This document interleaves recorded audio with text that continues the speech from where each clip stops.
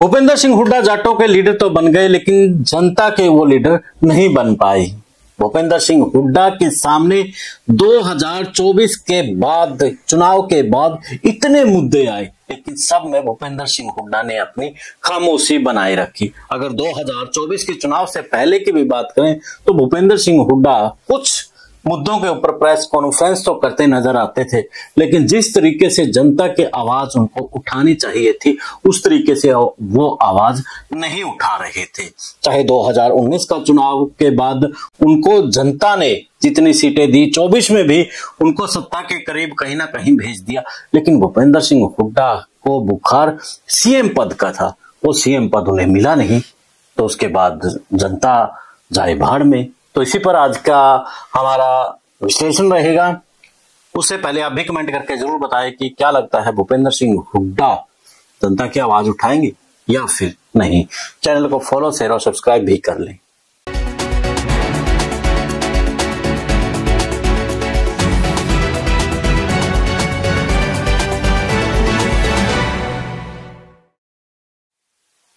सभी को नमस्कार, राम राम। मैं कुलदीप खंडेलवाल, द विश्व प्रेम न्यूज। आज का विश्लेषण बड़ा खास है, बड़ा अहम है। अहम इसलिए हो जाता है क्योंकि भूपेंद्र सिंह हुड्डा को जनता ने भरपूर प्यार दिया। 2024 के चुनाव में 37-38 सीटों दे करके उनको ये दिखाया कि भूपेंद्र सिंह हुड्डा भी सरकार से कम सीटें नहीं ले रहा है। हालांकि तब लग रहा था कि वो सत्ता के नजदीक जा सकते हैं, लेकिन उसका एक विशेष जाति से उसको मोह कहीं ना कहीं उसको जो उसकी महत्वाकांक्षा से उसको दूर ले गई। अब जब उन्हें विपक्ष का लीडर नहीं बनाया जा रहा है, उसमें जनता क्या क्या कसूर है? जनता ने तो उनको वोट कहीं पर 32 सीटों से हारे हैं, तो कहीं पे 700-800 के आसपास से हारे हैं, लेकिन कम मार्जिन से हारे हैं।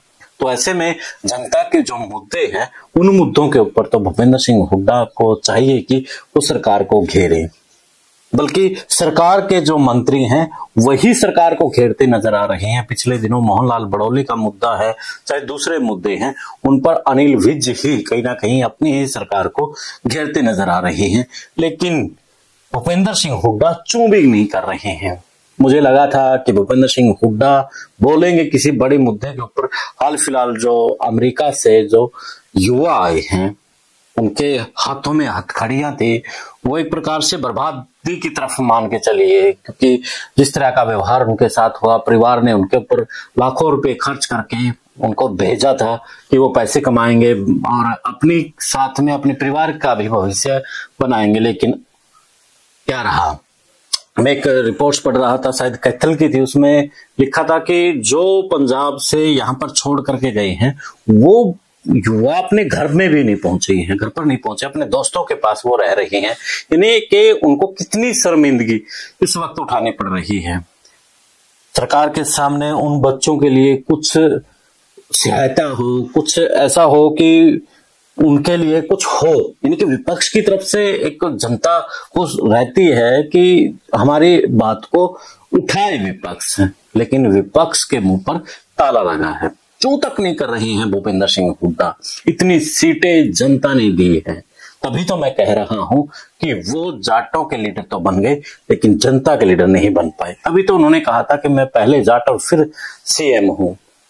वो तब से वो वर्ग उसके साथ हो चला था और उसे लगा था कि अब मेरे हिसाब से कहीं ना कहीं हरियाणा की राजनीति चलेगी, लेकिन भूपेंद्र सिंह हुड्डा को इस बात का पता नहीं था कि भाजपा की जो तिगड़मबाजी है, जो चुनावी मैनेजमेंट है, वो बड़ी गजब की है और वो इस सिस्टम को ढा देगी।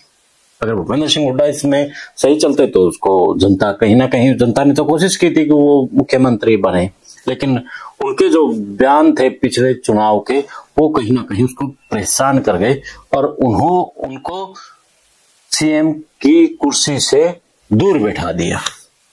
अब एक वर्ग का लीडर ही बन करके रह गया है और जनता अब जिस तरीके से उसे अपेक्षा कर रही थी, अब वो भी थोड़े दिनों में करना छोड़ देगी और हो जाएगा एक था भूपेंद्र सिंह हुड्डा।